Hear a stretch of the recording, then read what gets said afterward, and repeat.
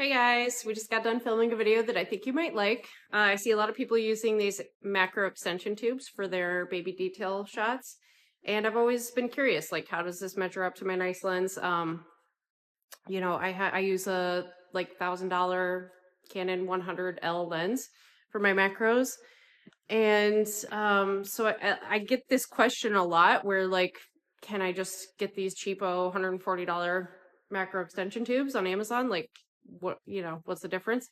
So finally decided to just buy myself a set of these, and this is the Kenko brand extension tubes. You can get them on Amazon. I think they're like 140 bucks. I'll post a link in the video. And today we used the 20mm tube in the middle here, along with my Sigma Art 50, which is my favorite portrait lens. And yeah, I'm going to show you some side-by-sides. I haven't looked at the video or at the photos yet, so I don't know, how I feel about them. But I'm going to post side-by-sides using the 100 and the tubes, and I will let you decide for yourself. Okay, I'm gonna start with some eyelash macros using the extension tubes. This is just one extension tube here, but you might also notice there's something else there. That is the adapter to use my Sigma Art 50 with my Canon R6. They do not make lenses compatible with the Canon mirrorless systems, so that's why that's on there as well.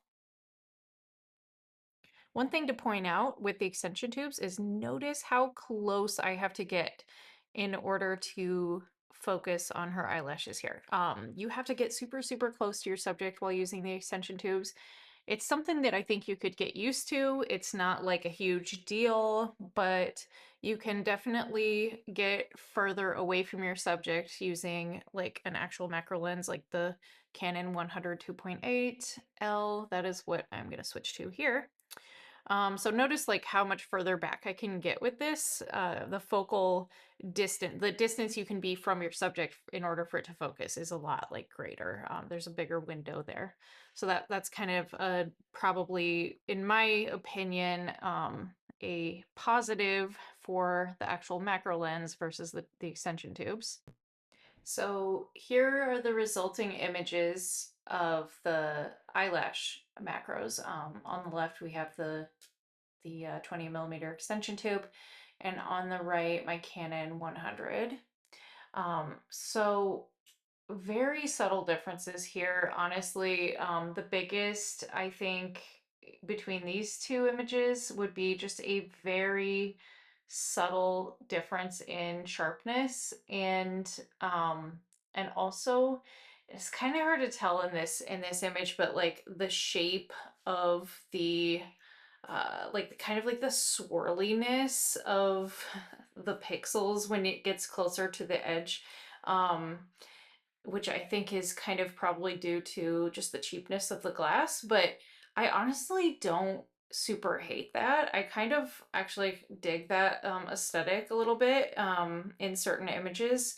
But the downside is that the closer to the edge you get, it's harder to like get a pure sharp focus. But honestly, between these two images, like very negligible for the price difference. I feel like this is very negligible. Like if you're not solely, you know, macro professional, and this is just kind of something that you do at newborn sessions, I think this is very acceptable outcome. I also took a lip macro there, and I think you can really see in these two the difference in what I mean by like the sort of pixel distortion that you're seeing on the edges. The extension tube one, a little bit more of a stretched, almost like radial blur type of effect.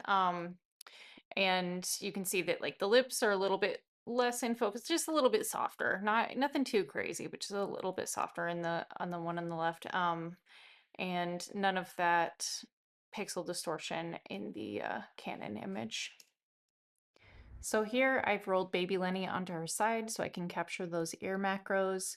Um, these were really interesting because she had a super unique feature. She had one of those preauricular pits in her ear. So, whenever a baby has like a unique or rare feature, I like to focus on that for the macros because it's like, kind of what makes each baby's macros different, So I'm focusing on that, and you can see in the side-by-side images that the extension tube version it's noticeably softer in these two.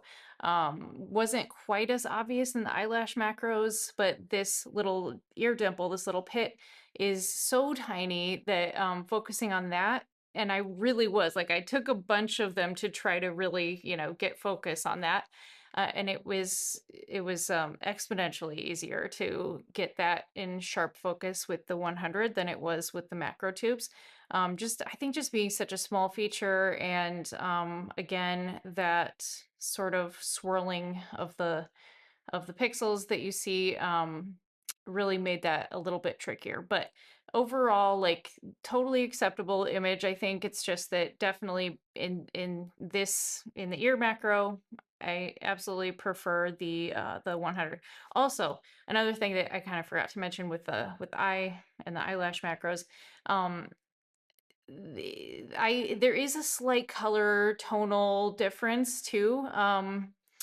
And that's just, again, something to do with the glass. I think that there might just be a slightly wider tonal range maybe with the 100 than with the extension tube. And that could also have to do with the difference in the brands that I'm using as far as like the actual lens goes. So I'm using the Sigma Art 50 for the extension tube one, and the Canon 100 for the macro lens.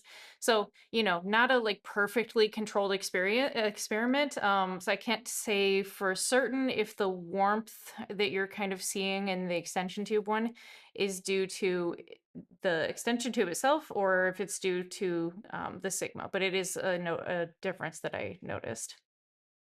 Now, we did some hand macros. I don't really have a whole lot of different things to say about this. I guess I will point out again, look how close I am to the baby when I'm shooting these. That's how close I had to be with my lens.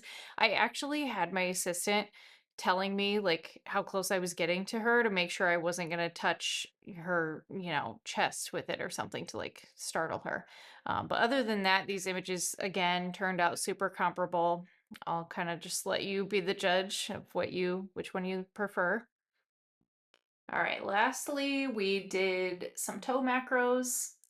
And I honestly, this one surprised me. I think out of all of the macros I did, this was the one that I actually preferred the extension tubes in the result. I think it was because I'm using this wrap around her toes and that sort of like radial blur effect of the way that the pixels are stretched on the edges. It kind of like adds a little something to it, just kind of like extra blurs that wrap out, and it gave it like a more dreamy look. You'll see right here. So image on the left, extension tubes. I don't know, I just really like it in this one. Again, just like not quite as sharp, but honestly, like if you're a photographer just starting out, if you're on a budget, if you want to incorporate macros in your newborn sessions but don't like want to spend a ton of money doing it, I think that the extension tubes are totally fine to, for a beginner or for just, anyone really. You don't have to be a beginner. Just not want to drop, a bunch of money on a lens, totally get the extension tubes. I thought they were great. So I was really, really surprised by the results here. Anyway, hopefully this video was helpful for you guys, and let me know if you have any questions, and like and subscribe.